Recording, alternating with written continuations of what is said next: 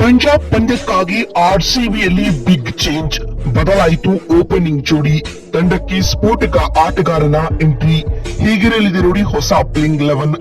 ಹಾಗಾದ್ರೆ ಸುದ್ದಿಯ ಕಂಪ್ಲೀಟ್ ಮಾಹಿತಿ ಏನು?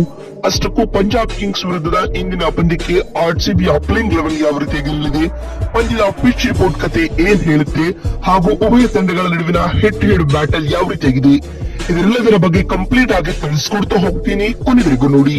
ಆದ್ರೆ ಅದಕ್ಕಿಂತ ಮುನ್ನ ನೀವು ಕೂಡ ಆರ್ಸಿಬಿಯ ಅಪ್ಪಟ ಅಭಿಮಾನಿಗಳಾಗಿದ್ರೆ ಈ ಕೂಡಲೇ ವಿಡಿಯೋಗೊಂದು ಲೈಕ್ ಮಾಡಿ ಮತ್ತು ನಮ್ಮ ಚಾನೆಲ್ಗೊಂದು ಸಬ್ಸ್ಕ್ರೈಬ್ ಮಾಡಿ. ಹೌದು, ಡಿಫೆಂಡಿಂಗ್ ಚಾಂಪಿಯನ್ ಆಗಿರುವ ನಮ್ಮ royal Challengers Bengaluru versus last year runner up ಆಗಿರುವ ಪಂಜಾಬ್ ಕಿಂಗ್ಸ್ ತಂಡಗಳು ಇಂದು ಐಪಿಎಲ್ ನ 60ನೇ ಪಂದ್ಯದಲ್ಲಿ ಮುಖಾಮುಖಿಯಾಗ್ತಾ ಇವೆ. ಈ ಸೀಸನ್ ನ ಮೋಸ್ಟ್ ಅವಾಯ್ಡೆಡ್ ಪಂದ್ಯಗಳಲ್ಲಿ ಈ ಮ್ಯಾಚ್ ಕೂಡ ಒಂದಾಗಿತ್ತು. ಆರ್ಸಿಬಿ ಹಾಗೂ ಪಂಜಾಬ್ ನಡುವಿನ ಇಂದಿನ ಬಿಗ್ ಬ್ಯಾಟಲ್ ಕಣ್ತುಂಬಿಕೊಳ್ಳಲು ಇಡೀ ಕ್ರೀಡಾ ಜಗತ್ತು ಬಕ ಪಕ್ಷಿಯಂತೆ ಕಾಯುತ್ತಿದೆ.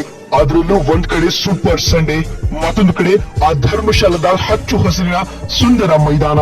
ಅದರಲ್ಲಿಯೂ ಎರಡು ಕ್ವಾಲಿಟಿ ಟೀಮ್ಗಳು ಎದುರು ಬದುರಾಗ್ತಿರುವುದು ಕ್ರೀಡಾ ಅಭಿಮಾನಿಗಳಿಗೆ ಇಂದು ಹಬ್ಬವೇ ಅಂತ ಹೇಳಬಹುದು. ಪಂದ್ಯದ ಪ್ರತಿ ಬಾಲ್ ಕೂಡ ರೋಚಕತೆಯನ್ನ ಹೆಚ್ಚಿಸುತ್ತದೆ. ವಿರಾಟ್ ಕೊಹ್ಲಿಯ ಆ ಸ್ಲೆಡ್ಜಿಂಗ್, ಸರ್ಪಂಚ್ ಸಾಬ್ ಶ್ರೇಯಸ್ ಅಯ್ಯರ್ ಅವರ ಆ ಕ್ಯಾಪ್ಟನ್ಸಿಯ ಮೆಟೀರಿಯಲ್ ಸ್ಕಿಲ್ಗಳು, ರಜತ್ ಪಾಟೀದಾರ್ ಅವರ ಆ ಕ್ಯಾಮಿಯೋ ಇನ್ನಿಂಗ್ಸ್ ಎಲ್ಲವನ್ನ ಕಣ್ತುಂಬಿಕೊಳ್ಳಲು ಆರ್ಸಿಬಿ ಫ್ಯಾನ್ಸ್ ಕಾತುರದಿಂದ ಕಾಯ್ತಾ ಇದ್ದಾರೆ. ಈಗಾಗಲೇ ಸೀಸನ್ ಅಲ್ಲಿ ಭರ್ಜರಿ ಪ್ರದರ್ಶನ ಕೊಟ್ಟಿರುವ ರೆಡ್ ಆರ್ಮಿ ಆಡಿರುವ 12 ಪಂದ್ಯಗಳಿಂದ 8 ಮ್ಯಾಚ್ ಗಳನ್ನ ಗೆದ್ದುಕೊಂಡು 16 ಪಾಯಿಂಟ್ಸ್ ಗಳೊಂದಿಗೆ ಅಗ್ರಸ್ಥಾನದಲ್ಲಿ ಭದ್ರವಾಗಿ ಕುಳಿತುಕೊಂಡಿದೆ. ಮತ್ತೊಂದು ಕಡೆ Punjab Kings half of the season ನಲ್ಲಿ 7 ಮ್ಯಾಚ್ ಗಳ ಪೈಕಿ ಒಂದೇ ಒಂದು ಮ್ಯಾಚ್ ಕೂಡ ಸೋತಿರಲಿಲ್ಲ. ಅದಾದ ಬಳಿಕ ವಕ್ರದೆಸೆ ಎನ್ನುವಂತೆ ಆಡಿದ 5 ಮ್ಯಾಚ್ ಗಳಲ್ಲಿ ಬ್ಯಾಕ್ ಟು ಬ್ಯಾಕ್ ಸೋಲನ್ನು ಅನುಭವಿಸುವ ಮೂಲಕ ಇದೀಗ ಸದ್ಯ ಸೋಲಿನ ಸುಳಿಯಲ್ಲಿ ಸಿಲುಕಿಕೊಂಡಿದೆ. ಎಂದಾದರೂ ಪಂಜಾಬ್ ಗೆದ್ದು ಕಮ್ ಬ್ಯಾಕ್ ಮಾಡುತ್ತಾ ಅಥವಾ ಇಂದು ಕೂಡ ಸೋತರೆ ಪಂಜಾಬ್ ತಂಡದ ಪ್ಲೇ ಆಫ್ ಕನಸು ಭಗ್ನಗೊಳ್ಳಲಿದೆ.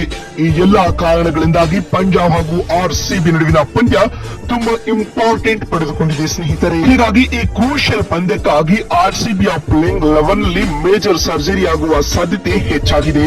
ಅದರಲ್ಲಿಯೂ ಕಳೆದ 6 ಪಂದ್ಯಗಳಲ್ಲಿ ಕಣಕ್ಕಿಳಿದಿದ್ದ ಓಪನರ್ ಜೇಕಬ್ ಬೆಥೆಲ್ ಕಡೆಯಿಂದ ಒಂದೇ ಒಂದು ಕನ್ವಿನ್ಸಿಂಗ್ ಪರ್ಫಾರ್ಮೆನ್ಸ್ ಬಂದಿಲ್ಲ. ಹೀಗಾಗಿ ಬೆಥೆಲ್ ರನ್ನ ಡ್ರಾಪ್ ಮಾಡಿ ಅಲ್ಲಿ ಫಿಲ್ ಸಾಲ್ಟ್ ಮತ್ತೆ ಎಂಟ್ರಿ ನೀಡುವ ಸಾಧ್ಯತೆ ಹೆಚ್ಚಾಗಿದೆ. ಫಿಲ್ ಸಾಲ್ಟ್ ಬಾರದೇ ಇದ್ರೆ ಜಾರ್ಡನ್ ಕಾಕ್ಸ್ಗೂ ಕೂಡ ಅವಕಾಶ ಕೊಡುವ ಚಾನ್ಸ್ ಹೆಚ್ಚಾಗಿದೆ ಸ್ನೇಹಿತರೆ. ಇನ್ನು ಲಾಸ್ಟ್ ಮ್ಯಾಚ್ ನಲ್ಲಿ ರೊಮಾರಿಯೋ ಶೆಫರ್ಡ್ ಗೆ ಬ್ರೇಕ್ ಕೊಟ್ಟು ವೆಂಕಿ ಅಯ್ಯರ್ ಗೆ ಚಾನ್ಸ್ ನೀಡಲಾಗಿತ್ತು. ಇನ್ಫ್ಯಾಕ್ಟ್ ವೆಂಕಿ ಅಯ್ಯರ್ 11 ಗೆ ಎಂಟ್ರಿ ಕೊಟ್ಟಿರುವುದರಿಂದಾಗಿ ಡಫಿ ಕೂಡ ಪ್ಲೇಯಿಂಗ್ 11 ನ ಭಾಗವಾಗಿದ್ರು.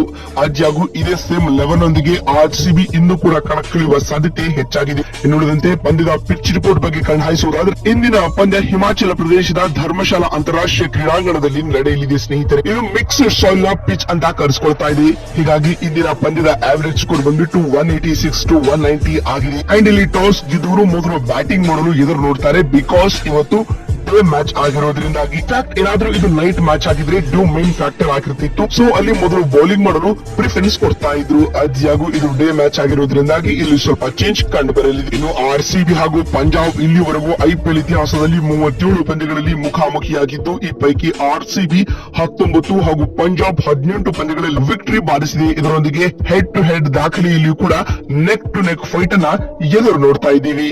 ಇದೀಗ ಇಂದಿನ ಪಂದ್ಯದಲ್ಲಿಯೂ ಕೂಡ ಅದೇ ರೀತಿಯ ಪರ್ಫಾರ್ಮೆನ್ಸ್ ಬರುತ್ತಾ ಅನ್ನೋದನ್ನ ಕಾದು